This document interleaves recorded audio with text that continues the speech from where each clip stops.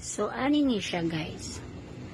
Kanimong mga lalaki, gasalig ni sila, labi na tangkitang mga full-time housewife.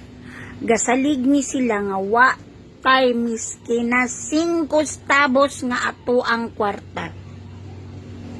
Munang gasalig na sila. Munang sayon-sayonon rata nilag story ag dili mao. Ana na siya. Dayong katupong mga babayi, mga asawa diha, nga naay trabaho, nga naay work from home, nga gatrabaho og opisina or dili opisina, basta kay naasli kung galingong income, mahadlok sad na sila biyaan anang asawaha, anang bayhana. Ana na siya. Mahadlok na sila. See? See the difference, no? Na? Sa? Giatay. Muna dili sila ganang makatrabaho ta.